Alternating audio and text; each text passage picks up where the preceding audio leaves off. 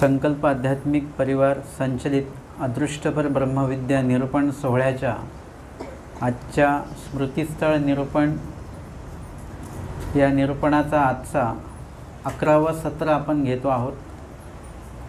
आजच्या सत्रामध्ये 115 क्रमांकाची स्मृती आपण घेणार आहोत। स्थान निर्देशे भाई देवोबासा आटन सांगणे।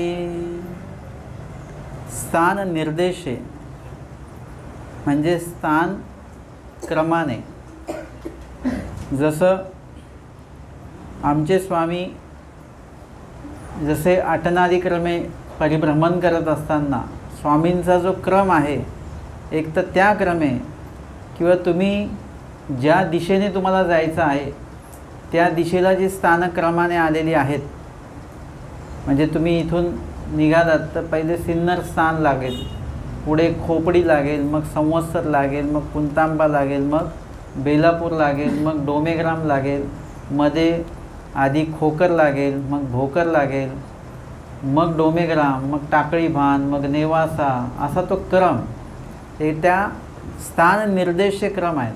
म्हणजे स्थानाच्या अनुसार चालत राहायचं आहे असे ते स्थान करत करत एक वेळ भाई देवबास आटना निघाले। भाई देव व्यास एकदा आटण्यासाठी निघालेले आहेत।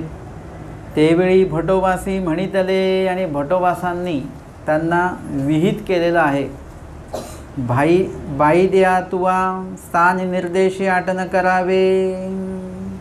बाई देवांना स्वामी म्हणतात तुम्ही स्थान निर्देशी आटन करायचं आहे। सकळ स्थाने नमस्कारावी म्हणजे तुमच्या त्या आटन क्रमामध्ये येणारे सगळी स्थानं तुम्हाला वंदन करायची आहेत, कुठलंही स्थान डावलायचं नाही, त्या क्रमात येणारं म्हणून विधी विहिला असा विधी त्यांना विहित केलेला आहे। मग बाई देवबा स्थाने नमस्कारतीची आटना निघाले आणि त्यांनी सुद्धा भट्टोबासांनी सांगितलेल्याच्या अनुसार स्थान वंदन करत करतच त्यांचं आटन चालू होतं आणि आटन करता करताच त्यांचं स्थान वंदन चालू होतं। एक तर स्वामींनी नित्यविधी जे सांगितलेत त्याच्यामध्ये सगळ्यात पहिले येतं आटन। आटन, विजन, भिक्षा आणि भोजन। आटन सांगितलेलं आहे म्हणजे एका गावाला, एका स्थानाला, एका ठिकाणी जास्त राहायचंच नाही आहे, गावोनी गावा जायला सांगितलं आहे। तेच कसं ना आटन आधी करायचं आहे, म्हणजे या गावावरून त्या गावाला जायचं। मग स्वामींनी आटनाचा विषय सांगत असताना आटन ते निरुद्देश सांगितलेलं आहे, कुठलंही उद्दिष्ट ठेवायचं नाही मनामध्ये। आता आपण जात असतो की डोमेग्राम करायला जायचं आहे हे आपलं उद्दिष्ट ठरलं आणि मग मधले स्थान आपण करतो जाताना।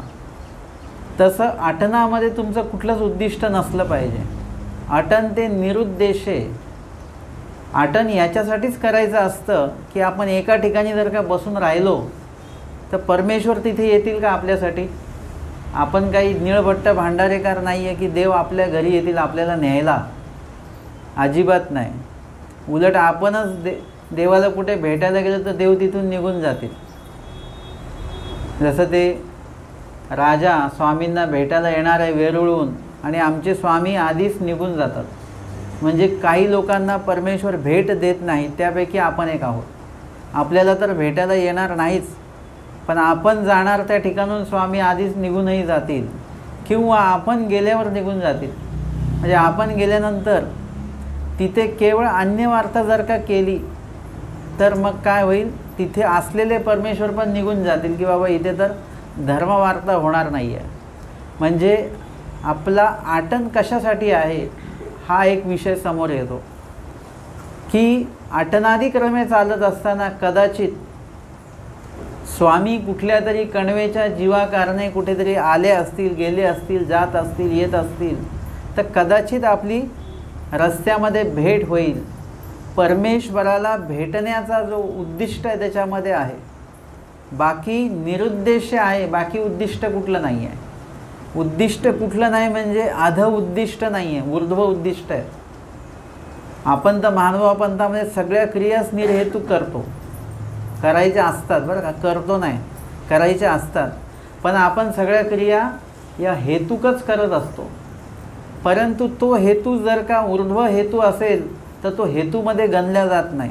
पण जर का तो अध हेतू असेल तर ती क्रिया जी आहे ती आपल्याला ईश्वरपैकीचं दातृत्व देऊ शकत नाही. ती क्रिया तुम्ही जर का सहेतुक क्रिया करत असाल आणि सहेतुकाचं स्वीकार माया करते, सहेतुकाचं फळ माया देते, मनोधर्म फक्त परमेश्वराचं तेवढा आहे.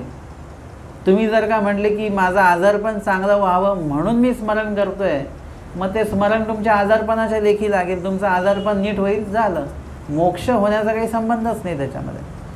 पण तुम्ही मोक्ष होण्यासाठी म्हणून स्मरण करत असाल तर मग ते पूर्णपणे परमेश्वराकडे ते स्मरण जाणार आणि त्याचं जे काय दातृत्व आहे ते परमेश्वर करणार.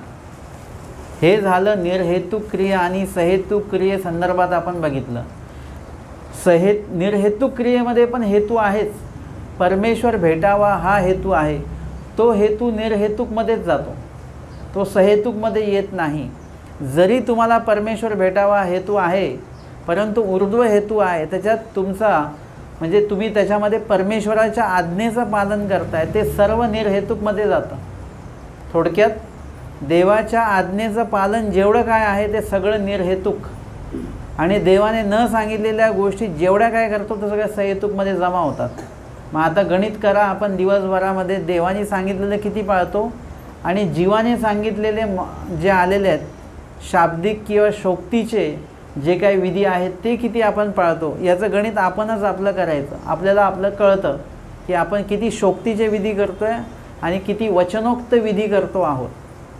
मग या ठिकाणी परमेश्वरपैकीचं जे पण तुम्ही करता, तुम्ही स्मरण करताय, चालता बोलता देव तुम्ही आठवता आहे, अष्टोप्रहर स्मरण चालू आहे. केवळ स्मरण, अनुस्मरण, सकृस्मरण हे देखील तैसे आठवीच्या स्मरण सारवळा आठवून तुम्ही स्मरण करताय तर सगळं निर्हेतुकमध्ये जातं. परंतु तुम्ही जर का काही हेतुक ठेवलं, प्रापंचिक हेतू ठेवून जे काही स्मरण केलं ते सगळं हेतुकमध्ये पडतं. तसं आटनामध्ये सुद्धा हेतू आहे, परंतु तो परमेश्वर भेटीचा हेतू आहे की देव आपल्याला भेटायला येणार नाही, पण आपणच देवाला शोधण्यासाठी म्हणून जायचं आहे.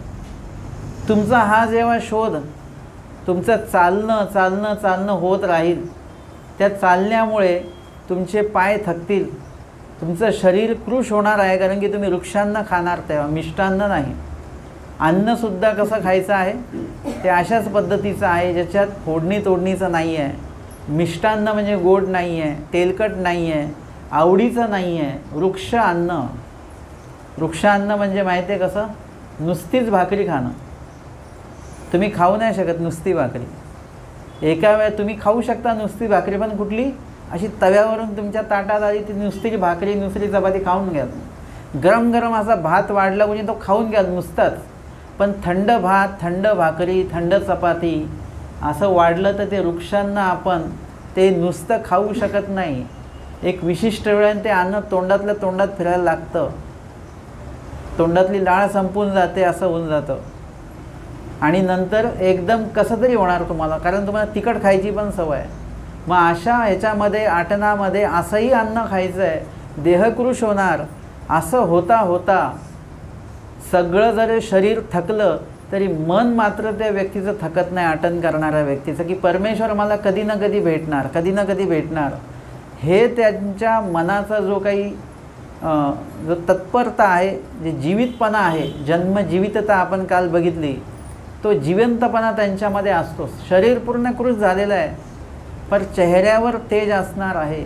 त्यांना कोणी भेटल्यानंतर व्यक्ती प्रभावित होऊ शकतो, कारण की त्यांच्याकडे प्रभाव त्यांच्या दिसण्याचा नाही आहे, त्यांच्या शरीर यष्टीचा नाही आहे, तर त्यांच्या आचरणत्वाचा तो प्रभाव आहे. आणि अशी ही व्यक्ती आटन करते फक्त परमेश्वर भेटतील या दृष्टिकोनातनं, या गावावरून त्या गावाला, त्या गावावरून त्या गावाला.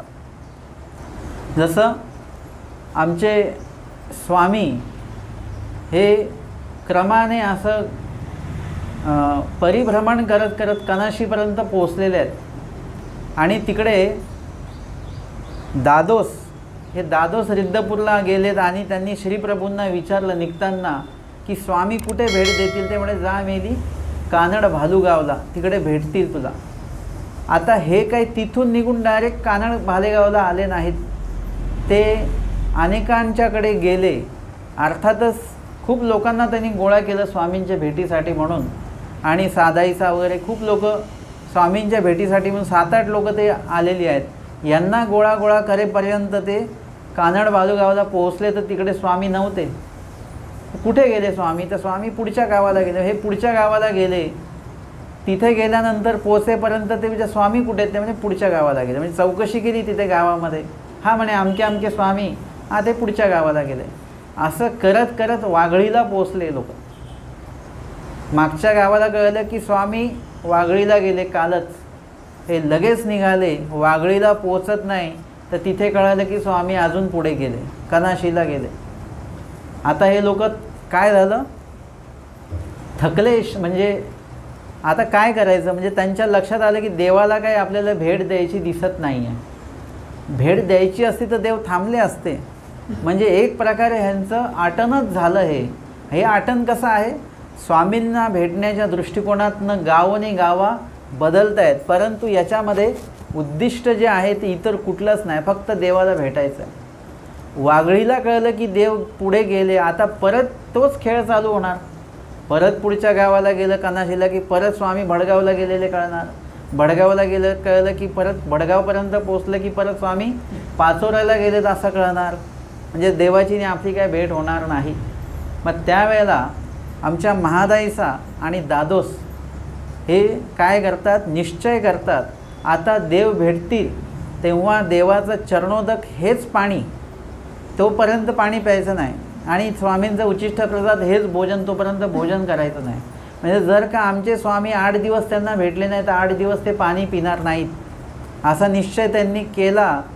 जसा त्यांनी निश्चय केला, आमच्या स्वामींना कनाशीला थांबावं लागलं, निघता आलं नाही. कारण की स्वामी निघाले असते तर ही भक्त मंडळी जी येणार आहेत ते पाणी, अन्न पाण्याविना ते आम्हाला शोधत, म्हणजे परमेश्वर उपाशी राहू देतात का तुम्हाला? तहानेला सुद्धा राहू देत नाही. तुमची व्यवस्था, देवाला थांबावं लागलं. आपण पुढे गेलो तर हे पाणीसुद्धा नाही पिणार, आणि देवाला ते अजिबात मान्य नाही आहे. आणि तेव्हा बाईसांना स्वामी सांगतात आता थांबावं लागेल. बाईसा म्हणतात का बरं? ते स्वामी म्हणतात जसं एखाद्या वादळामध्ये एखादं जे काही पाला पाचोळा असं एकदम वेगाने, ते हवेच्या वेगाने असा वाहत राहतो, तशा पद्धतीने मागून हे आपल्याला शोधत भेटण्यासाठी येत आहेत. म्हणजे त्यांनी त्यांच्या आटनाचं उद्दिष्ट जे आहे ते सोडलं नाही, देवाला भेटायचंच. देव नाही भेटले तर पाणी प्यायचं नाही आणि भोजनही करायचं नाही, हे आहे आटनाचं उद्दिष्ट. अशा प्रकारचं असतं. आमचे परमेश्वराचे साधक एवढे एकनिष्ठ आणि कट्टर आहेत की जर त्यांना आमच्या स्वामींनी भिक्षाविधी नसतं सांगितलं, त्यांनी भिक्षा म्हणजे अन्नाची भिक्षा मागितली सुद्धा नसती, उपाशीच राहिले असते. असंही होऊ शकलं असतं बरं का. परंतु आमच्या स्वामींनी भिक्षा सांगितलेली आहे. भिक्षेला कुठल्याही प्रकारे त्या जोळीला उपवास पडू द्यायचा नाही असं सांगितलेलं आहे. म्हणून आमचे साधक भिक्षा मागतात.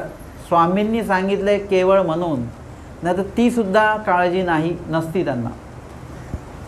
एकदा तुम्ही एखाद्या गोष्टीच्या मागे लागलात, तुमच्या घरामध्ये तुम्ही काहीतरी ठेवलेलं आहे सोन्याची वस्तू आणि ती तुम्हाला भेटत नाही, अशा टायमाला तुम्ही ते इतकं शोधण्यामध्ये गुंग होता की त्या वेळेमध्ये तुमचं किती वाजले, भूक लागली का, तहान लागली का, घाम येतोय का, कोणी आलं आहे, कोणाचा फोन आला आहे, कशातच लक्ष नसतं.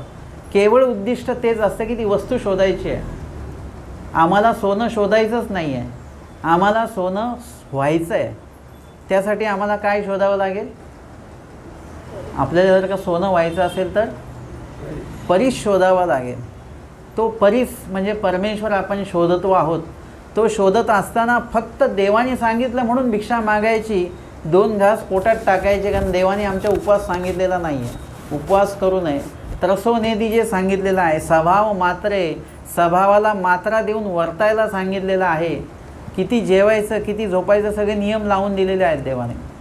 म्हणून आमचा साधक, परमेश्वराचा साधक, आमच्या पंथाचा साधक ते विधी करतो. नाहीतर देवानी नसतं सांगितलं तर जेवणाकडे सुद्धा लक्ष नसतं दिलं त्यांनी.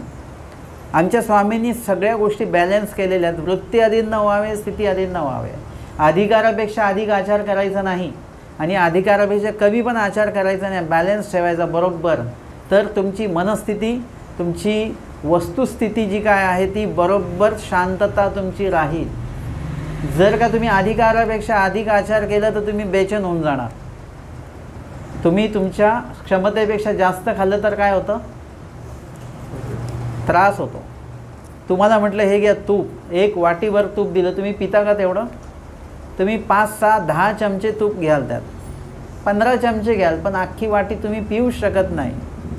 कारण की तुमची क्षमता फक्त तेवढेच चमचे तूप खायचे आहे, वाटीभर तूप खायचे नाही. या व्यतिरिक्त तुम्ही जर का अधिकारापेक्षा कमी आहार घेतला तर तुम्हाला भुकेचा त्रास होईल, प्रवचनामध्ये मन लागणार नाही.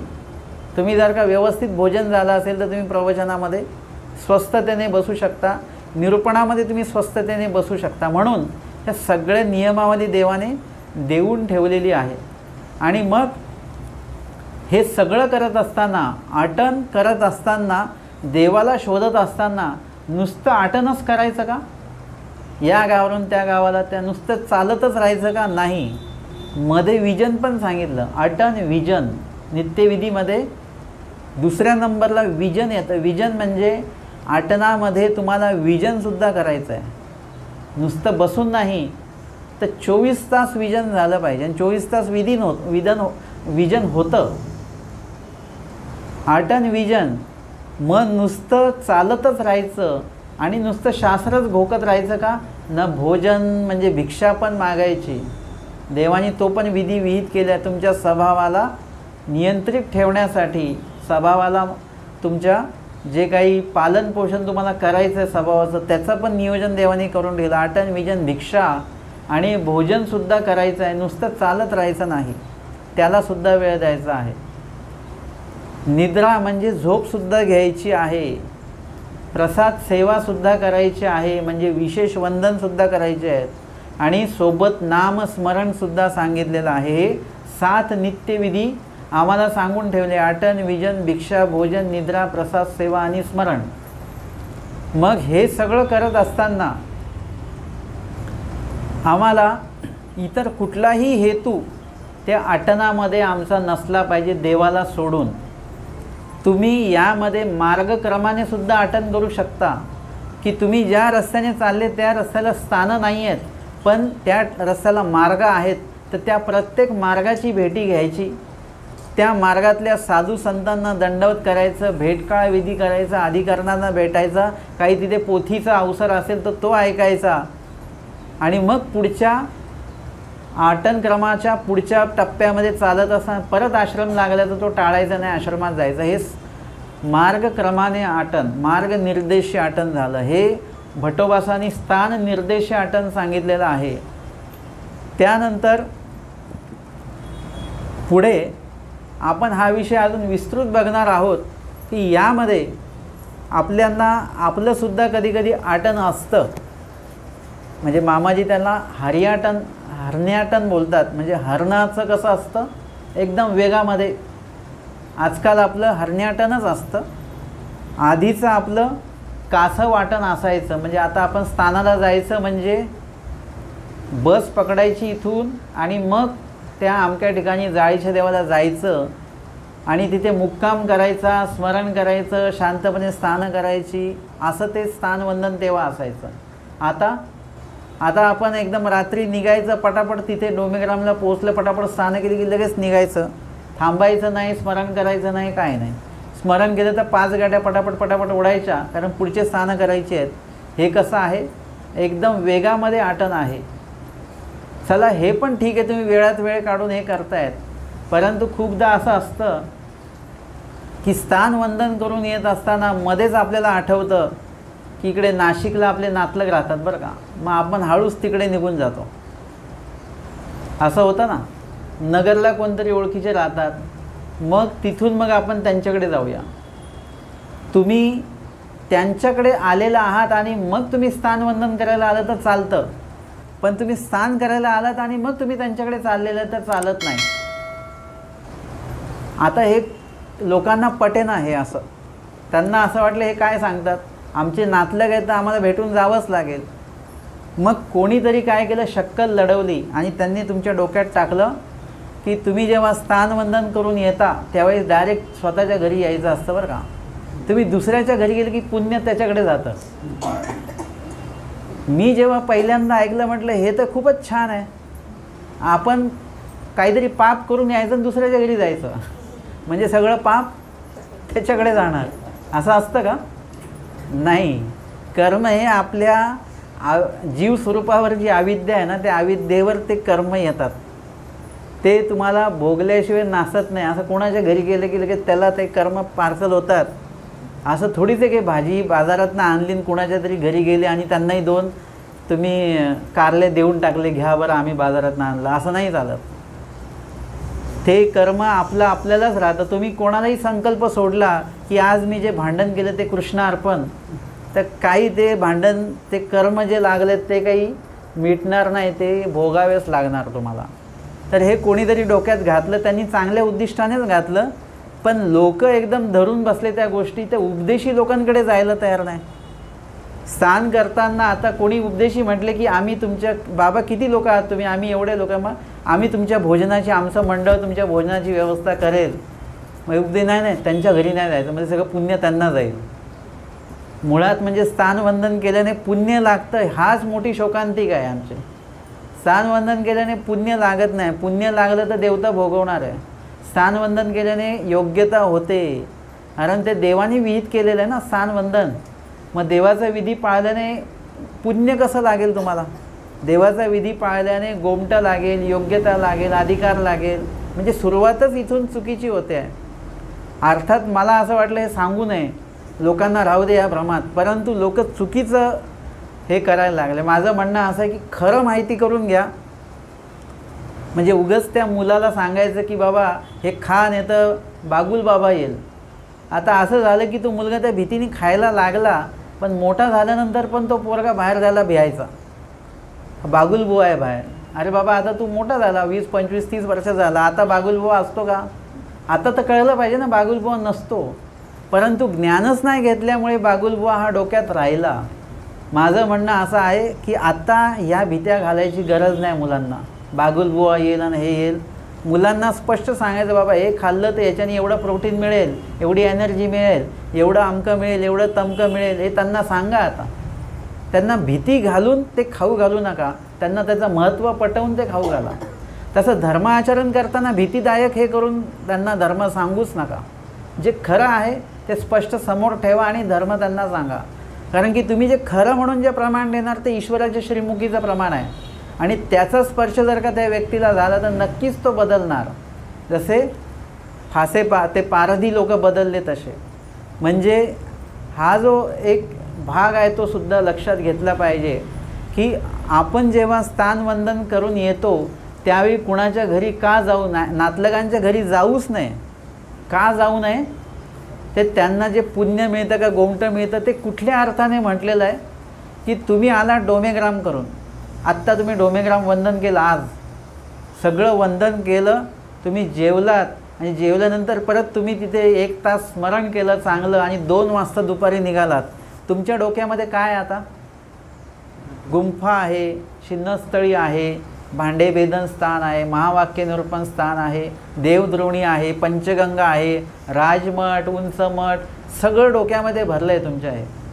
आणि ते घेऊनच तुम्ही घरी निघता. एकदम डोक्यामध्ये तेच असतं. मध्येच नातलगाकडे गेलात तुम्ही की तिकडे वेगळा विषय चालू होतो. कारण नातलग आपले उपदेशी जरी असले तरी ते कधी धर्मवार्ता करत नसणार.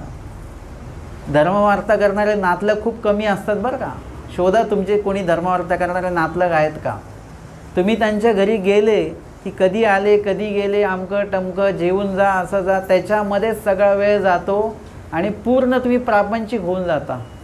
मगाशी तुम्ही डोमेग्राममय होते, आता प्रपंचमय होता आणि घरी जाताना त्यांचं जे काही सुखदुःख आहे ते घेऊन जाता की त्यांचं तब्येत खूपच खराब झाली नाही का, हे घेऊन जाता.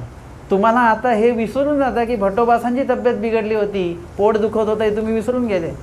भटोबासांना ताप आला आहे तुम्ही विसरून गेले. नेवाशाला जातात त्या तापात तुम्ही, त्याच्यामध्ये ह्यांचं दुखणं तुम्हाला आठवायला लागतं. म्हणून तुम्ही अशा ठिकाणी जर का गेलात मार्गात पोथीच्या ठिकाणी, निरोपणाच्या ठिकाणी, स्थानवंदनाला, तर तिथून स्वतः सरळ आपल्या घरी का यावं? कारण की तेच वातावरण आपण आपल्या घरी घेऊन येतो आणि आपल्याला पण घरी आल्यानंतर तेच वाटतं की स्मरण करावं. आता डोमेग्रामला केलं तसं तिथे स्मरण करता करताच तुम्हाला आनंद होतो आणि तुम्ही म्हणता की आता घरी गेले की रोज स्मरण करायचं. ते जर का तुम्ही मध्ये कुठल्या दुसऱ्या व्यक्तीकडे गेलात अन्यवार्ता करणारा, की ते सगळं मोडतं आणि मग नवीन विषय सुरू होतो.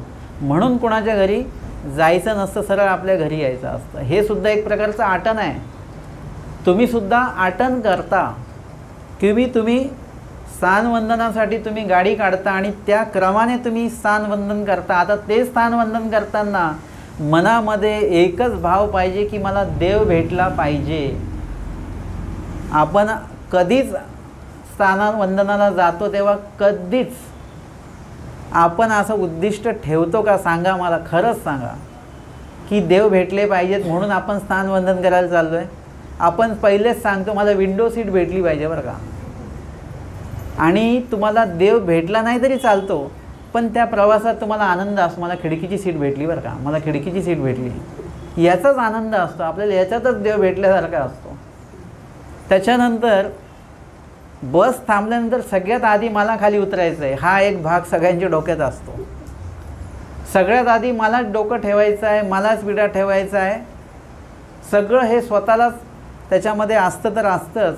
त्याच्यामध्ये आपण इतरांचा विरोध करतो, अन्यवार्ता करतो, काय ते गवळणीयुक्त भजन म्हणतो. म्हणजे सगळा इथून तिथून जो भाग आहे तो अशा पद्धतीने चालतो. आमच्याकडे एक कोणी आलेल्या बाई थोड्याशा म्हणजे विद्वान आहेत त्या विचाऱ्या, त्यांनी मला विचारलं प्रसाद वंदन केल्याने काय होतं. मी म्हटलं, मी आपला जीव तोडून सांगितली प्रसाद सेवा केल्याने पुरुष धर्मी दक्ष होय, ईश्वरी आरती उपजे, आविधी परिहार होतो वगैरे वगैरे. एवढं सगळं सांगितल्यानंतर ते बोलले हे मला माहिती आहे सगळं. मी म्हटलं माहिती आहे मग कशाला विचारलं एवढं. पुढच्या वेळेस ते परत कधीतरी स्थानवंदन करून आले बस यात्रेमध्ये. मग त्यांनी परत प्रश्न विचारला स्थानवंदन केल्याने काय होतं. आता मला मागचा अनुभव म्हटलं आपण जीव तोडून सांगायचं आणि ह्यांनी म्हणायचं की मला सगळं माहिती होतं. मग मी पण काय केलं, म्हटलं स्थानवंदन केल्याने आविधी होतो. ते एकदम चमकले, म्हणजे स्थानवंदन केलं आविधी कसं काय होतो, देवानी सांगितलं असं तसं. म्हटलं देवानी सांगितलं त्या पद्धतीने जर का केलं तर विधीच होतो, गोमटं होतं, योग्यता लागते. तर तुम्ही ज्या पद्धतीने केलं त्याच्याने अयोग्यता लागते. म्हटलं अनधिकार लागतो, खंती येते देवाला, दोष लागतो त्याच्याने. मग त्यांना सांगितलं तुम्ही कसं कसं स्थानवंदन केलेलं आहे. तुम्ही गवळणी म्हणत गेले ना, ते म्हणे हो. तुम्ही अन्यवार्ता करत गेले, तुम्ही भांडलात, तुमच्या मनामध्ये होते की मला ती जागा पाहिजे होती बसायला वगैरे वगैरे, सगळं चालू होतं की नाही. हो. लीळा आठवली का कुठली? नाही. स्मरण किती काठा केले एका स्थानावर? काय नाही, विडा ठेवला की निघाले, लगेच सिटी वाजायची बसवाल्यांची. ह्याच्यानी कुठे गोमटं होणार आहे. फक्त तुम्ही जाऊन आलात एक समाधान आहे फक्त, बस. बाकी तुम्हाला जे भेटलं पाहिजे ते भेटलेलं नाही आहे. आज आपण खातोय, तोंडाला चव लागते, पोट भरते, भूक जाते, बस ठीक आहे. पण त्याच्याने पौष्टिकता कुठे आहे? तुम्ही जे बेकरीजन्य पदार्थ खाता, पाव खाता, त्याच्याने काय पौष्टिकता मिळते? फक्त खाल्ल्याचं समाधान आहे. तसं विधी केल्याचं समाधान आहे. माझं म्हणणं एवढंच आहे की आपण 4 दिवसात 10 स्थानं करतो आहे, तर 4 दिवसात 5च स्थानं करा, पण इतकी छान करा की एकदम वेळ द्या त्या गोष्टीला. आणि मग तुम्ही येऊन सांगा की स्थानं कमी वंदन झाली, परंतु त्याचं आपला जो स्तर आहे स्थानवंदन करण्याचा तो चांगला झाला, आनंद मिळाला मागच्या वेळेपेक्षा. आता आपण स्थान करून आलो की हीच यादी बघतो, एवढे स्थानं झाले आमचे. आम्ही रुद्धपूर वंदन करून आलो की आम्ही म्हणतो की रुद्धपूर म्हणजे अमरावती जिल्ह्यातली 50 गावांची स्थानं आम्ही केली, 50 गावांची स्थानं आम्ही केली, बस हीच यादी घेऊन आम्ही फिरतो. अरे पण ते स्थानं झाली का शांततेने, व्यवस्थित झाली का, याकडे आमचं लक्ष नाही आहे.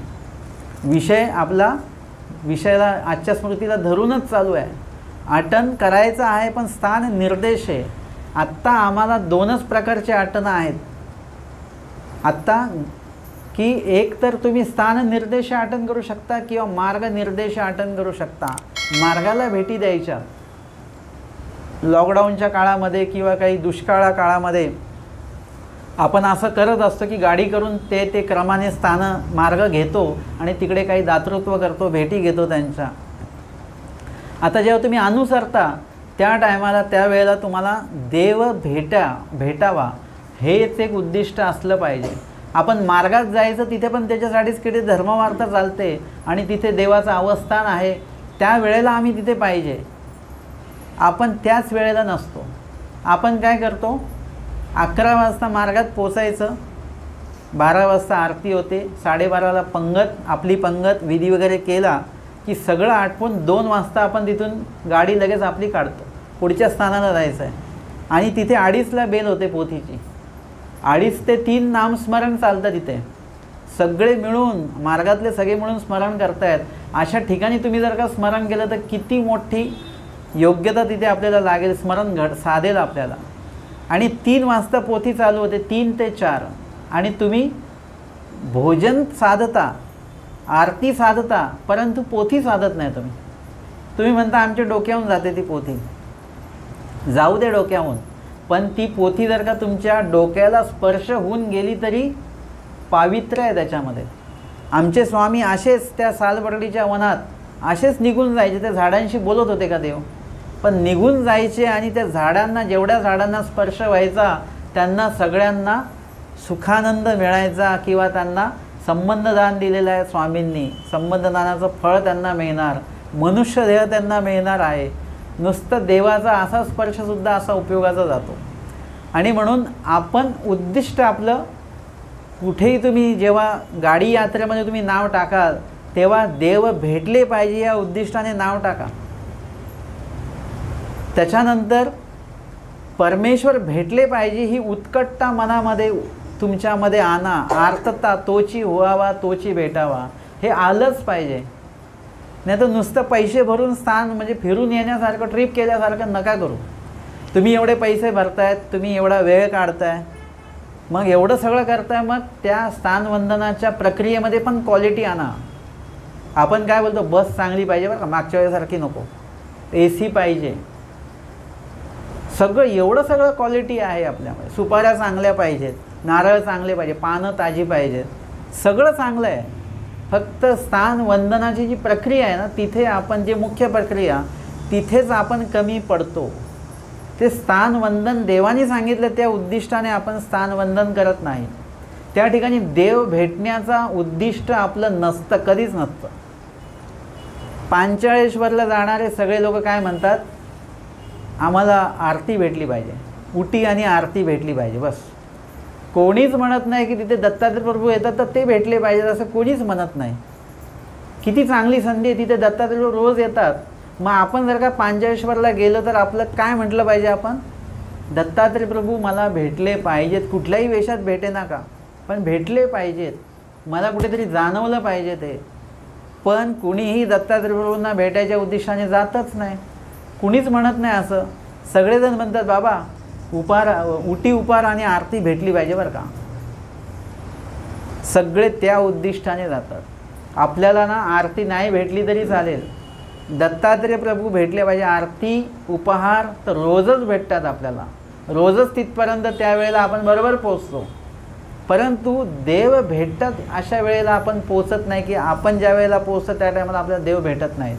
तर कधीतरी हे उद्दिष्ट पण मनामध्ये ठेवा. आता हे जे काही आटन सुरू आहे, आपला विषय सुरुवातीला जो विषय सुरुवात केली आपण, त्याच विषयाकडे आपण परत आलो.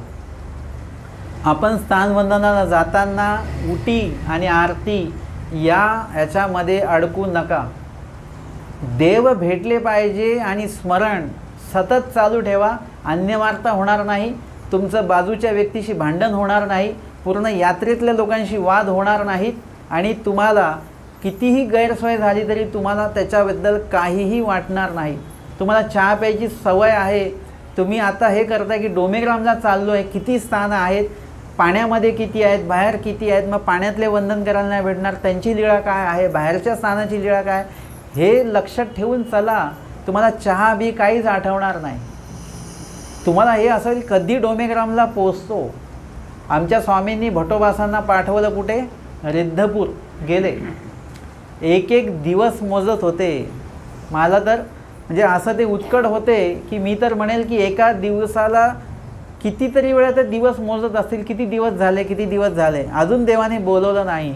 पण जेव्हा स्वामींनी निरोप पाठवला, त्या निरोप करताना सांगितलं आधी निरोप सांगा, भटोबासांना आधी भेटा, निरोप सांगा आम्ही बोलवलं आहे म्हणून, आणि मग श्रीप्रभूंना भेटा. आणि जसं भटोबासांना कळलं की स्वामींनी बोलवलं आहे, भटोबास श्रीप्रभूंचं दर्शन घेतात, आज्ञा मागतात, आणि मग श्रीप्रभू आज्ञा देतात, आणि मग भटोबा स्वामींच्या दिशेने निघालेले आहेत, भेटायला येत आहेत पैठणला. आणि ते एक आटन आहे पण आपल्या याच्यातलं भटोबासांनी केलेलं ते एक आटन आहे एक प्रकारचं, की स्वामींच्या भेटीसाठी येतात. आता तिथे झोप कशी घेतात, एखादं झाड आहे त्यालाच उभे असं आधार घ्यायचा आणि तिथे झोपायचं थोडं. म्हणजे तुमचं कधी 15-1 मिनटं जरी डोळा लागला तरी तुम्ही झोप तुमची निघून जाते, लगेच पळत निघायचं. भिक्षा मागायची पटकन, 2-1 घरं काय असेल ते जेवायचं, परत निघायचं, आणि पूर्ण आटणभर देवाकडे पोचेपर्यंत अशीच परिस्थिती आहे. ह्याला म्हणतात आटण. फक्त देव भेटण्याचं उद्दिष्ट आहे. देवाकडे जाणारा प्रवास आहे, देवाचा आणि आपलं अंतर कमी करणारा हा प्रवास आहे, देवापर्यंत पोहोचण्याचा तो प्रवास आहे. आणि अशा याच्यामध्ये भट्टोबा स्वामींपर्यंत पोचले, परंतु भट्टोबा स्वामींकडे येत आहेत, पण स्वामी एका जागी बसून नाही राहिले. तुम्ही जेव्हा देव शोधायला निघता तेव्हा देवाला सुद्धा 2 पावलं पुढे यावं लागतं. कधी नवीन कोणी इकडे येणार असतील मंदिरामध्ये तर ते रिक्षाने उतरतायत ते फोन करतात, आम्हाला थोडं बाहेर जावं लागतं, गेटच्या बाहेर. नवीन आहेत ते, कोणी त्यांना लक्षात नाही येणार, जे आम्हाला पण 2 पावलं पुढे जावं लागतं. इथे तर देव आहेत ते. जेव्हा तुम्ही देवासाठी अनेक पावलं चालून येता तेव्हा परमेश्वरसुद्धा तुमच्यासाठी काही पावलं चालून येतात पुढे. आमच्या आऊसा 6 महिने असन्निधानात होत्या, वाद भांडण करून गेलेल्या, पण जेव्हा उजळतीला आले, माझा चक्र स्वामी म्हणून रात्रभर तळमळत राहिले, देवाला कधी भेटेन असं व्हायला लागलं. आणि मग आमच्या साधाई आऊसा सकाळी झाली आणि उजडतं लगेच निघाले तिथून स्वामींकडे यायला. आणि आमचे स्वामी विहरणाला जायच्या वेळेला म्हणतात की आज चला नायकाशी सामोरे जाईल. म्हणजे आऊसा येत आहेत, त्यांचं स्वागत करायला आपल्याला पुढे जायचं आहे. हे सुद्धा आऊसाने केलेलं एक आटन आहे. स्वामींच्या दिशेने येत आहेत. आत्ता त्या चालण्यामध्ये आऊसांच्या देव भेटावा एवढंच उद्दिष्ट आहे, बाकी कुठलंच उद्दिष्ट नाही. देवाचा पूजा अवसर अमका टमका काही नाही. देव भेटले पाहिजेत. एवढा दिवस मी देवापासून लांब कशी राहिली. आऊसांचं हे जे आटन आहे ते त्यांच्या गावावरून सुरू झालेलं आहे. ते जिथे होते तिथे त्यांच्या सूचित झालं, स्वप्न आलं, गंगा तीराला जा, तुम्हाला परीस मिळेल, परमेश्वर भेटतील. आणि तो प्रवास करत करत ते तिथे गंगा तीरला आले आणि स्वामींची त्यांची भेट झाली. आणि नंतर स्वामींच्या सन्निधानी असताना मग एक दिवशी असा वाद झाला आणि मग उजळतीला आले परत 6 महिन्यांनी आणि परत स्वामींकडच्या दिशेने चालत आले. हा सुद्धा काय आहे, एक आटन आहे. हे लीळाचरित्रामध्ये असे किती आटन दाखवू मी सुद्धा पहिल्यांदाच हा विषय माझ्यासुद्धा लक्षात येत आहे की एवढे आटन आहे त्याच्यामध्ये. आत्ताची जी स्मृती आहे ही मोजून 4 ओळींची स्मृती आहे बरं का. मी म्हटलं आता ही होईल आणि पुढचे 2-3 होतील स्मृत्या, परंतु आता बोलायला लागल्यानंतर कळलं की लीळाचरित्रामध्ये किती आटन आहेत बघा. भटोबासांचं आटन आहे, आऊसांचं आटन आहे, त्यानंतर माहीम भटांचं आटन आहे. आपल्या घरून निघालेले आहेत आणि केवळ अनुसरण आणि परमेश्वराचं सन्निधान हे 2च उद्दिष्ट मनात आहेत. याच्या व्यतिरिक्त चांगलं खायला मिळावं उद्दिष्ट नाही आहे. चांगले कपडे होते ते सुद्धा दुसऱ्याला देऊन टाकले, त्याचे मळके कपडे घातले. म्हणजे तुम्ही जेव्हा परमेश्वराला भेटायला जेव्हा जाता तेव्हा तुमचं जो स्वाभाविक वर्तन आहे ते सगळं बदलून जातं. परमेश्वराने सांगितलेलं वर्तन तुमच्यावर आपोआप ते काय होतं, जशी धूळ आपल्यावर बसते ना तसं ते परमेश्वराने सांगितलेले विधी आपोआप आपल्या स्वभावावर काय होतात, ठसल्या जातात. तुम्ही तसे व्हायला लागतात. आता तुम्ही घरी आहात ना, तुम्ही सगळे ग्रस्त लोक सकाळी उठल्यावर पहिले आंघोळ करतात, मग बाकीची कामं. म्हणजे लहान मुलांपासून म्हाताऱ्या लोकांपर्यंत सगळे. पण तुम्ही जेव्हा स्नान करायला जाता किंवा तुम्ही मार्गामध्ये असता तेव्हा तिथे हे लक्षातच राहत नाही आपल्या. मग लक्षात राहत 2 दिवस आंघोळ नाही केली, प्रवास चालू, पण कधी काहीच वाटलं नाही आपल्याला. तुम्ही मार्गात राहता आणि घरी तिखट खात नाही, मार्गात तिखट खाऊन जाता. तुम्ही घरी तुम्ही शिळं खात नाही, मार्गात शिळं खाऊन जाता, तिथे बिलकुल त्रास नाही झाला तुम्हाला. हे नंतर आठवतं, अरे शिळं खाल्लं हे खाल्लं तरी त्रास नाही झाला. सकाळी 8 शिवाय जाग येत नाही, आज सकाळी 5ला 5 दिवस जाग आली. हे काय आहे? तुम्ही एकदा देवाकडे निघालात की तुम्ही आपोआप बदलून जाता. परमेश्वर बदलून टाकतात. परमेश्वर स्वतःचा मेकअप करून टाकतात तुम्हाला. तुम्ही उगाचच इथे आपला मेकअप करत राहता स्वतःला. काही तुम्ही आहात वेगळे आणि तुम्ही दाखवता वेगळे स्वतःला, आहे की नाही? आपण असतो वेगळे, पण आपण मेकअप करून स्वतःला दुसरं कोणतरी आहोत असं दाखवण्याचा प्रयत्न करता. परंतु जेव्हा तुम्ही देवाकडे निघता तर देव स्वतःचा मेकअप तुमच्यावर करतात, स्वतःचा शृंगार तुम्हाला देतात. आणि तो शृंगार अशा प्रकारचा आहे की मग त्यावेळेला तुम्ही परमेश्वरासाठी तुम्हाला असं काहीही वंचकत्व वाटत नाही, अवंचकत्वे तुम्ही राहता. आत्ता इथे बसायचं म्हटलं घरामध्ये तरी आपण साफ करून वगैरे, धूळ नसली पाहिजे वगैरे, पण तिथे आपण जिथे स्नान वंदन केलं तिकडे दंडवत टाकतो आपण मातीमध्ये, धुळीमध्ये. म्हणजे हे काय आहे? तो सर्व भाग जो आहे तो आपल्याकडे परमेश्वर देतात, आपण तसे होऊन जातो. हे अशा प्रकारचं आटन असणं गरजेचं आहे. आणि हे आटन आम्हाला लीळाचरित्रामध्ये बघायला मिळतं. तुम्ही अजून जर का चिंतन केलं तर तुम्हाला अजूनसुद्धा त्याच्यामधनं भरपूर काय मिळेल. जेव्हा सस्याने आमच्या स्वामींना पाहिलं तिथून ते आमच्या स्वामींपर्यंत येण्याचा जो प्रवास आहे त्यांचा, तो आटनच आहे. तो काय आहे? आटन आहे. तो स्वामींच्याकडे येऊन त्यांच्या शरण गेलेले आहेत ते. आणि तुम्ही जर का लीळा, ससिक रक्षणाची लीळा व्यवस्थित वाचली असेल तर नुसते ते आटन करून तिथे आले नाही आहेत, त्यांनी तिथे विजनसुद्धा केलं आहे सस्याने. आता तुम्ही हे महानुभाव पंथात पहिल्यांदाच ऐकत असाल, सस्याने विजन केलं आहे. लीळा तुम्ही परत वाचा घरी जाऊन. स्वामींच्या जाणूखाली ते ससा आहेत आणि ते पारधी स्वामींच्या समोरून उभे राहिलेले आहेत. आमचे स्वामी त्यांना निरोपण करतायत आणि ससा जो आहे तो घाबरलेल्या स्थितीमध्ये होता. स्वामींना बघितल्यानंतर भीती निघून गेलेली आहेच, परंतु स्वामी जेव्हा निरोपण करतायत तेव्हा ते ससा जो आहे ते स्वामींच्या श्रीमुखाकडे अवलोकन करतायत, स्वामींकडे बघतायत ते. हे काय आहे? देवाला बघणे, देवाला पाहणे. हे देखिले तैसे आठवीचे, हे सुद्धा विजनच आहे. हे कोण आहेत? हे या जंगलामध्ये हे आहेत कोण आहे? ज्यांच्याकडे मला येऊसं वाटलं, ज्यांचा स्पर्श मला चांगला वाटला, ज्यांचा शब्द मला स्वामींना या महात्म्य हो, माझं स्वागत ज्यांनी केलं, हे वेगळे आहेत कोणतरी. एवढे लोक जंगलात बघितले पण हे वेगळे आहेत. हे बोलतायत काहीतरी वेगळे. ह्याचं चिंतन त्या सस्याने केलं. ते एक प्रकारचं विजन त्यांचं झालेलं आहे.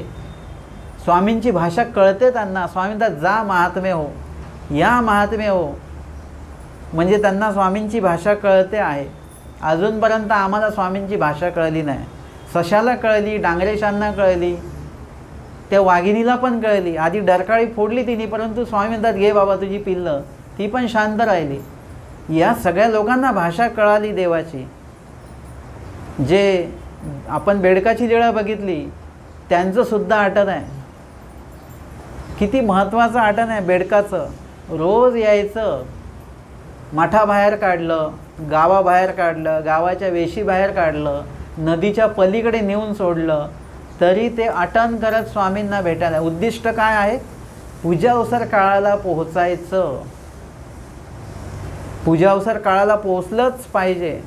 आपण जरी 5चा टाईम दिला तरी 5:45ला येणारे लोक आहेत, आहे की नाही? तसा बेडूक आहे का? स्वामींच्या सन्निधानातला बेडूक. घड्याळ नाही त्याच्याकडे. घड्याळ आहे का त्यांच्याकडे? गाडी आहे का? रिक्षा आहे? काय वाहन आहे त्या बेडकाकडे? बेडकाला व्यवस्थित चालतासुद्धा येत नाही. मांजरीसारखं पळत पळत येणं असं सुद्धा नाही आहे. उड्या मारत मारत यायचं आहे. किती पाय दुखत असतील त्याचे? कधी विचार केला बेडकाच्या पायाचा? आपण एक दिवस थोडे इकडे तिकडे चाललो तर आपण माझे खूप पाय दुखतात. बेडकाचे पाय किती दुखत असतील? परंतु कशाचाही विचार नाही आहे, फक्त पूजा अवसराला पोचायचं आहे. पूजा अवसराची वेळ टळली नाही पाहिजे, कारण की पूजा अवसर काळी स्वामी स्तब्ध बसलेले असतात. सगळेजण पूजा अवसराच्या त्या अवसरामध्ये विधीमध्ये तल्लीन असतात आणि आपल्याला स्वामींना एक टक बघता येतं, शांतपणे स्थिर होऊन देवाला बघता येतं. त्यावेळी माझ्याकडे कोणाचं लक्ष नसतं.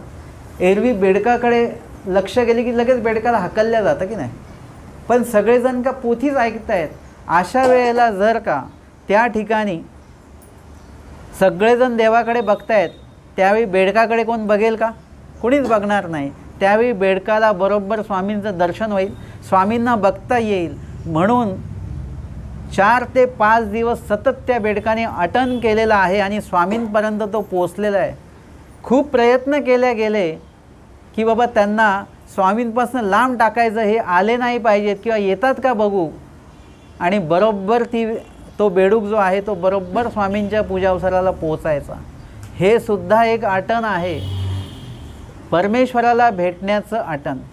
आटन ते कुठल्याही प्रकारचं असो, स्थान निर्देश असो, मार्गनिर्देश असो, अजून कुठल्याही निर्देशाने असो, परंतु त्याच्यामध्ये एक उद्दिष्ट आपलं असलं पाहिजे की देवाला भेटायचं.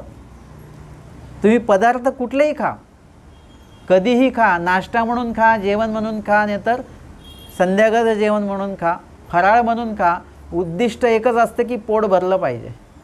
तसं आपलं उद्दिष्ट एकच असलं पाहिजे की देव आपलं अंतःकरण भरलं पाहिजे. परमेश्वराच्या सहवासाने, परमेश्वराच्या हृदयगाम्य परमेश्वराला केल्याने आपले अंतःकरण भरलं पाहिजे. अशा प्रकारचे उद्दिष्ट आपलं कायम असलं पाहिजे.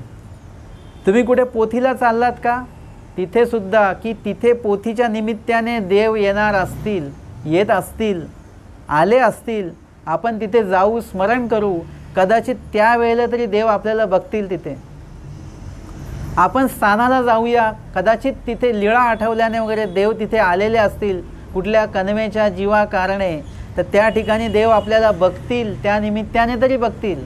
एरवी काय आवर्जून आपल्याकडे बघणार नाहीत देव. आपण काय बाईस आहोत का? आपण महादोबा भक्त आहोत का की आपल्याकडे आवर्जून देव बघणार आहोत? आपण तर तो म्हैसासुद्धा नाही आहे जो स्वामींकडे चालून आला, किंवा ते दोघं भांडत होते म्हणा, किंवा तो सुकर स्वामींकडे धावून आला. आपण त्या योग्यतेची नाही की देवाने त्यांच्याकडे बघून त्यांना शांत केलं, तसे सुद्धा आपण नाही आहोत. म्हणजे हा पण विचार आपण केला पाहिजे. म्हणून असं काहीतरी निमित्त झालं पाहिजे की जेणेकरून त्या एखाद्याच्या निमित्ताने आपल्याला देव बघतील, एखाद्याच्या निमित्ताने आपल्याला स्मरण घडेल, एखाद्याच्या निमित्ताने देव आपल्याला पाहतील, भेटतील वगैरे वगैरे. हा सगळा उद्दिष्ट आपल्या मनामध्ये असणं गरजेचं आहे. आणि म्हणून या ठिकाणी आपल्याला हे जे आटन या ठिकाणी आपल्याला वेगळ्या पद्धतीने आपण आज आटन ह्या विषयावर निरूपण ऐकलं. त्या दिवशी आपण विजन ह्या विषयावर निरूपण ऐकलेलं, आज आपण आटन ह्या विषयावर निरूपण ऐकलेलं आहे. असं आपलं जे आटन आहे, आता तुम्ही म्हणाल की आम्ही तर आटन करत नाही, आपलं आटन कधीपासून चालू आहे तुम्हाला आठवतं का? कधीपासून आटन चालू आहे आपलं? हां, नाही, आपली 3 तारखेपासून आपली पोथी चालू आहे. पण आपलं सगळ्यांचं आटन कधीपासून चालू माहिती आहे का तुम्हाला? आपण सगळे एकाच ठिकाणी होतो, तमामध्ये निवांत, आणि तिथून मग आपण जे निघालो, जे आपलं आटन चालू झालं, अनंत सृष्टी, अनंत युगे, अनंत जन्म, अनंत कर्म, अनंत सुखफळ, दुःखफळ, अनंत कर्मफळांमधनं आपलं आटन चालू आहे. कधी या कर्मफळात, कधी त्या कर्मफळात, कधी त्या कर्मफळात, हे सगळं आटन आपलं चालूच आहे. आता हे आटन दोषयुक्त आटन आहे. आपल्याला दोषयुक्त आटन नाही करायचं, गुणयुक्त आटन करायचं आहे. तुम्ही तुमच्या घरी जे जेवता ते दोषजनक अन्न आहे, पण जे तुम्ही भिक्षा अन्न म्हणून जेव्हा तुम्ही जेवता ते गुणयुक्त अन्न आहे. अन्न तेच आहे, भातच आहे, डाळच आहे, परंतु ते कुठे तयार होतं आहे, त्याचं प्रवास काय चालू आहे त्यावरून ते दोषजनक ठरतं. परंतु जेव्हा तुम्ही भिक्षान्न खाता त्याचा प्रवास लगेच वेगळा बदलतो. भिक्षान्न खा लगेच तुम्ही सात्विक व्हाल, तुमचा प्रवास बदलला. तसं आपलं जे आटन चालू आहे ते कर्मफळ टू कर्मफळ चालू आहे. या कर्मफळातनं त्या कर्मफळात असे 84 लाख कर्म आहेत, कर्मफळं आहेत. त्या 84 लाख कर्मफळ जे आहेत ते आपण क्रमाने भोगतो आहोत. कधी मनुष्यदेह, कधी किडा मुंगी झाड, कधी नरकफळं, कधी सुखफळं, कधी देवताफळं चालूच आहे आपलं. आता आपल्याला हे आटन जे आहे ना त्याची दिशा बदलायची आहे. नोकरी तर आपण करतोच आहे, पण 1000 रुपयेच पगार मिळतो. आपल्याला 1000 रुपये नाही, आपल्याला 10,000 रुपये पगाराची नोकरी पाहिजे. पाहिजे की नाही? म्हणजे उद्दिष्ट आपलं बदललं पाहिजे ना काहीतरी. नोकरी तर माणूस करतोय, पण नोकरी नाही, आता व्यवसाय करायचा, त्याच्यात लाभ जास्त आहे. मग मला आता सांगा, हा विचार आपण आत्ता पण केला पाहिजे. या आटनामध्ये आपला लाभ कमीच आहे, नाहीच असल्या तर जमा आहे. मग आपल्याला लाभ पाहिजे ना, मग आपलं आटन आता आपण बदलून घेतलं पाहिजे. आता देवाच्या दिशेने आपलं आटन चालू झालं पाहिजे. देवतेच्या स्वरूपात आपण जाऊन आलो खूपदा, खूप वेळा गेलेलो आहे. पंडूराजाने 99 यज्ञ झाले, नंतर 100वा यज्ञ पण त्यांचं देवाने करवून घेतलं. ते देवता फळामध्ये गेलेसुद्धा. याग हा कुठला धर्म आहे, कुठल्या युगीचा? त्रेतयुगीचा. त्रेती याग हा धर्म. मग याग हा कुठल्या युगीचा धर्म आहे? द्वापरीचा. म्हणजे कशावरून? प्रमाण नाही, वचन सांगावं लागेल त्याचं. तुमचं नाव सांगितलं पण प्रमाण काय, त्याला आधार कार्ड दाखवावं लागतं. तसं तुम्ही प्रमाण दिलं तर त्याचं वचन तुम्हाला बोलून दाखवावं लागेल. द्वापरी याग हा धर्म हे प्रमाण आहे. म्हणजे आम्ही जेव्हा अभ्यास केला तेव्हा असंच मामाजी विचारायचे आम्हाला, कधी परीक्षा कधी घेत नव्हते. आमची हीच परीक्षा, कुठलं वचन आहे ते? त्रेती याग हा धर्म का कृतयुगी याग धर्म, असं ते म्हणायचे. मग आमचं पाठ असेल तर आम्ही म्हणणार किंवा द्वापरी याग हा धर्म, नाहीतर आम्ही म्हणायचो हो कृतयुगी याग हा धर्म. म्हणजे पाठ नसेल केलं तर ते शब्द येणार चुकीचं. म्हणून असं कधी कधी पडताळावं लागतं पाठ आहे की नाही आहे ते. मग ते गेले देवता फळाला, आणि देवता फळ तिथलं किती आहे? बहिर्याग रूपाने ते गेले असतील तर 1000 वर्ष मनुष्य देह आहे, 10,000 वर्षाचा देवता फळ मिळेल. 10,000 वर्ष फक्त. अजून तुम्ही म्हटलं की नाही अजून त्यांना भेटलं पाहिजे तर 1,00,000 वर्ष मिळेल. 1,00,000 वर्ष तिकडे ते फळ उपभोगणार. त्याच्यानंतर परत तिथून खाली येणार मृत्यू लोकामध्ये, परत कर्मफळ किडा मुंगी याच्यात त्याच्यात जाणार. आपल्याला हा प्रवास थांबवायचा की नाही थांबवायचा? हे आटन आपलं जे चालू आहे हे फिर चालू आहे. म्हणजे तुम्ही रस्ता चुकलेले आहात आणि फिरताय, मग तुम्हाला असं वाटतं की नाही की योग्य ठिकाणी गेलं पाहिजे? वाटतं की नाही वाटतं? मग त्याच्यासाठी आपल्याला हे काय करावं लागेल? आटन थोडं बदलून घ्यावं लागेल, ज्ञान घ्यावं लागेल. आटन कशा क्रमाने केलं पाहिजे, कुठला रस्ता जातो डोमिंग्रामला, कुठला रस्ता जातो रुद्रपूरला, हे माहिती करून घ्यावं लागेल. नाही तर तुमचा रस्ता वेगळाच तुम्ही पकडाल आणि तुम्ही दुसरीकडे जाल. म्हणून इथे या ठिकाणी आपल्याला आपल्या आटनाला रूप देता आलं पाहिजे. आपल्याला आपल्या आटन व्यवस्थित करून घेता आलं पाहिजे. आत्ता सांगा की तुम्हाला मुंगीच्या जन्मात जायचं आहे का? बघा मुंगीच्या जन्मात किती साखर खाल्ली तर डायबिटीस होत नाही. इथे थोडं गोड खाल्लं की लगेच तब्येत खराब होते. त्यामुळे मुंगीचं देह किती चांगलं आहे. भांडी कुंडे घासावी लागत नाही, स्वयंपाक बनवावा लागत नाही, एकदम सुखी आहे मुंगीचा जन्म. जायचं का त्या जन्मात? मग वाघाच्या जन्मात जायचं का? सगळे घाबरतात. जायचं? तुम्हाला जेवढे काही प्राणी दाखवू, किती झाडं दाखवू, किती कर्मफळं दाखवू, आणि तुम्हाला विचारलं या कर्मफळात जायचं का? तुम्हाला कुत्रा आवडतो, मांजर आवडते, पण त्या जन्मात तुम्हाला जायचं आहे का? नाही जायचं. तुम्हाला मनुष्य जन्मातच राहायचं. मग मनुष्य जन्मात राहिले की तुम्हाला हे कर्म लागतात, किडा मुंगी वगैरे पाप पुण्य तुम्ही जोडता. आम्हाला काय करायचं? हा आमचा प्रवास आम्हाला थांबवायचा आहे. आता हे आटन आम्हाला थांबवायचं आहे.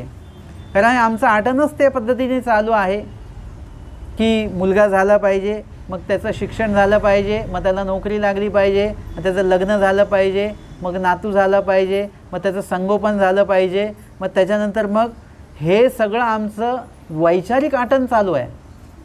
वैचारिक आमचं आटन चालूच आहे. आता आम्हाला कुठेतरी या आटनामध्ये वेगळी दिशा पण हे करायची आहे की आता देवधर्मसुद्धा झाला पाहिजे. तुम्ही संसारात जरी आहात तरी कुठेतरी एक दिवसातला वेळ काढून देवालासुद्धा आठवता आलं पाहिजे. लीळाचिंतन नामचिंतनसुद्धा झालं पाहिजे. आणि आम्हाला आमची दिशा परमेश्वराच्या स्वरूपाकडे जायचं आहे आम्हाला, आणि ते आटन आपण चालू करणं गरजेचं आहे. त्या आटनाला आपल्याला काय करायचं आहे, एक चांगली दिशा आपल्याला द्यायची आहे. आणि म्हणून या ठिकाणी आपल्याला कुठल्याही इतर कर्मफळामध्ये जायचं नाही आहे. तुम्ही म्हणाल मनुष्य देहात जायचं, तर मनुष्य देहात पण जायचं नाही आहे आपल्याला. म्हणजे कुणातरी जाणकाराला मी हे केलं की असंच बोललो मी त्यांच्याशी, त्यांचा वाढदिवस होता, काही शुभेच्छा त्यांना दिल्या, म्हणजे त्यांना थोडं 2 शब्द माहिती होते ज्ञानाचे. तर मी त्यांना म्हटलं तुमचा जन्मोजन्मी असाच वाढदिवस साजरा होत राहावा. ते म्हणजे बाबा कुठे अडकवून ठेवता कर्मफळामध्ये, मला हाच जन्म खूप झाला, जेवढं होईल तेवढं आता पुढचा जन्म नको, आता सरळ परमेश्वराकडे जायचं आहे. एखाद्याला आनंद झाला असता की बाबा मला आशीर्वाद दिला बाबांनी की जन्मोजन्मी असा वाढदिवस व्हावा वगैरे, तसं नको. प्रकाश पडला ना, डोक्यातही प्रकाश पडला आणि मंदिरातही पडला. तर आपलं हे आटन अशा प्रकारचं असलं पाहिजे की आपल्याला कुठल्याही कर्मफळात जायचं नाही आहे, मनुष्य देहातही जायचं नाही, आपल्याला सरळ परमेश्वराच्या स्वरूपामध्ये जायचं आहे. तुम्ही आम्ही सगळ्या कर्मफळात फिरून आलो, देवता कर्मफळात फिरून आलो, पण आपण परत त्याच चक्करमध्ये आहोत. म्हणून या ठिकाणी आपण आजच्या या 11व्या सत्रामध्ये स्मृतीस्थळाच्या आज आपण 115 क्रमांकाची स्मृती बघितली. स्थान निर्देशे भाईदेव बासा आटन सांगणे, आणि भाईदेव व्यासानी केलेलं जे आटन आहे त्याबद्दल आपण या ठिकाणी श्रवणाने चिंतन केलेलं आहे. दंडवत हो.